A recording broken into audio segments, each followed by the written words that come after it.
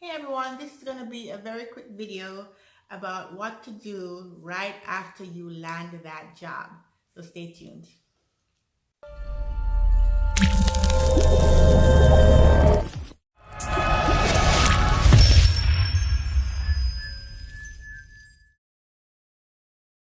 Okay, so you've landed the job, you did all the interview, you jumped through all the hoops, and they gave you the job. Congratulations! Woohoo! I'm celebrating for you. I'm happy for you. Yeah. All right, good. So now you have the job, but the work isn't over yet. Now you have stuff to do, right? Now, most people, when they hire someone, they know that they don't become really productive or they don't really add value until 6 months. Because you have to learn the system, you gotta learn the industry, you gotta learn the company, you gotta learn how things work. There's a lot of learning that you have to grab right after you get the job. And that's one of the reasons why people don't like to switch jobs, because you gotta start over and learn all this stuff again. And it takes a while to get that knowledge and to use that knowledge to actually have an impact in the company, right? So it's going to take you about 6 months. So don't beat yourself up and try to learn everything and then feel frustrated because you don't know. The people that are there who are doing well is because they've been there longer than you and they know more than you. But you'll get there, don't worry. However, that being said, there are some things that you can do right off the bat that would give you the edge. Things that would help you to set your reputation, because you're new to them, they are new to you. You have the opportunity to make a great reputation for yourself, to be known for something, and you want that thing that you're known for to be good, right? So what do? The first thing you want to do is you want to be keen about your culture. You don't know the culture yet. You want to find out, what is this company culture? What is this company like? How do the people interact with each other? What's important to the company, right? So you get in there. This is not something you're going to go ask your boss. It's something you're just going to have to infer. You're just going to have to look around and see how people behave, see how people interact, kind of get a feel for what the company or what the situation is like. I mean, you're just trying to figure out the culture, right? Is it a culture where people tend to come in very early and leave very early? Have like a flexi hour where people come in between a certain time and then they leave between a certain time, and how does that work? So just watch and see what everybody else is doing, just to get a feel for the environment. Now, other things you can pick up on, like if you go to a meeting and you realize that everybody brings their laptop, it's like, okay, cool, you can bring your laptop. Or you may go to a meeting and you find that nobody brings their laptop. And so if you bring yours, it'd be like you'd be offending them because you're multitasking while they're trying to teach you something. So just, just kind of keep your eyes on those things. What about lunch? Are people tending to stay in and eat lunch in the office? Are they eating in the lunchroom? Are they eating at their desk? Are they going out to eat? How do they deal with a lunch situation? And you can pick up on that on your own and kind of blend in based on what everybody else is doing. Is it like a serious environment? Are people like really buckled down on their work and everybody's like serious and the office is quiet and the manager's doors are closed all the time? Or is it open? People talking? Is there like collaboration going on and people are joking and kind of having a vibe? Or is it a mix of both? You know what I mean? So kind of feel that out, because you know what you can do and what you can't do. If everybody's serious and down in their head down in the weeds, then you can't come up with a joke and just start trying to make the place light. You're not going to change your culture, right? So don't try to jump in there. You're new and you're trying to break the ice. No, just relax and just blend in for a little bit. Later on, when you become more comfortable, you may think about changing the culture, but right now you just want to adapt, assimilate, and learn. That's what you're trying to do.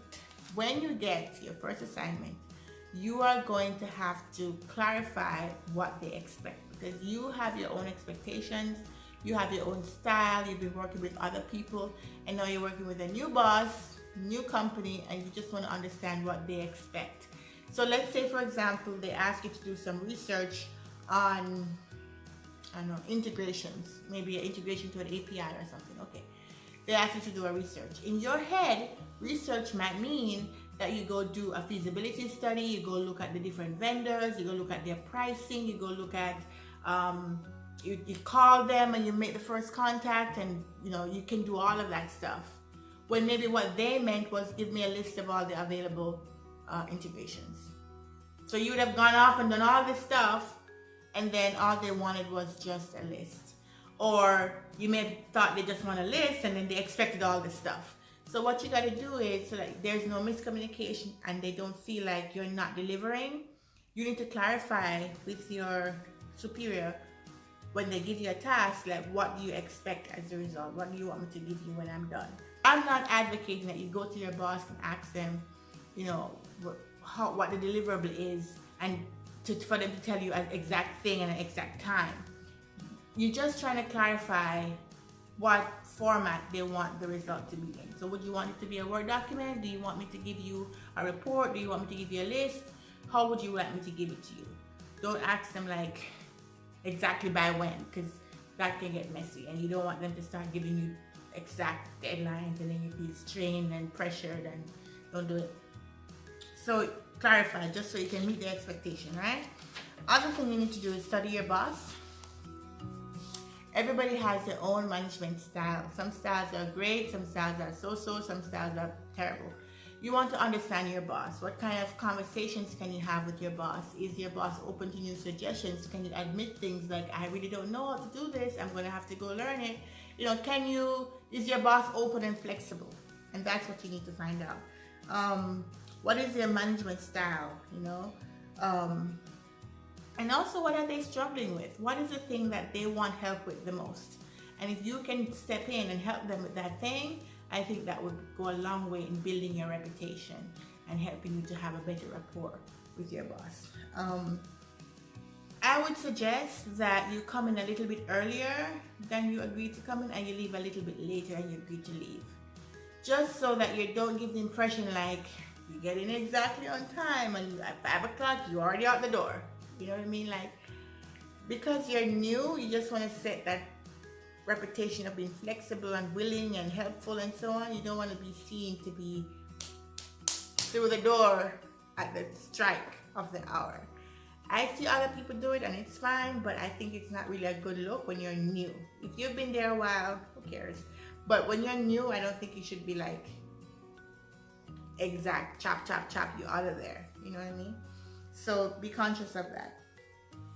Learn about who the C-level executives are. Learn all your C-suite executives and know their names and know what they look like. Especially if you work in a small company, you want to make sure you know all of the decision makers, the big fishes, the movers and shakers, because if it's a small company, you're going to probably bump into them and you want to know who they are. I'll give you a quick story. So there was a new hire at a company I worked for, and when she came in, everybody was kind of moving. That day we were all walking to go to a meeting, and she was introducing herself down the line, and she had said, she introduced herself to me, and then the CEO was behind me, and she said, oh, I haven't met you yet. What's your name?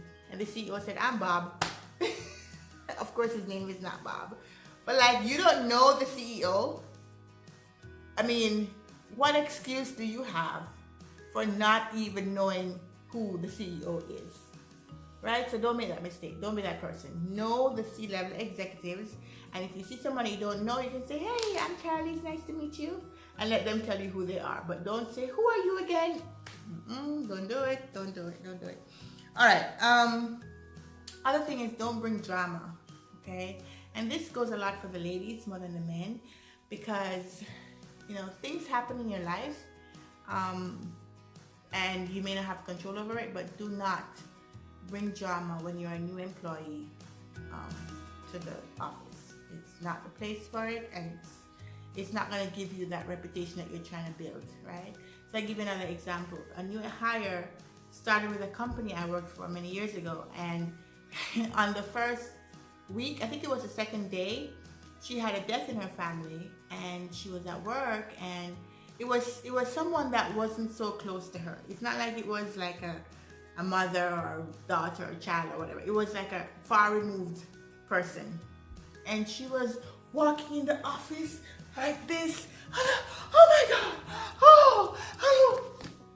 We're like, what's wrong with this person? I mean, day 2.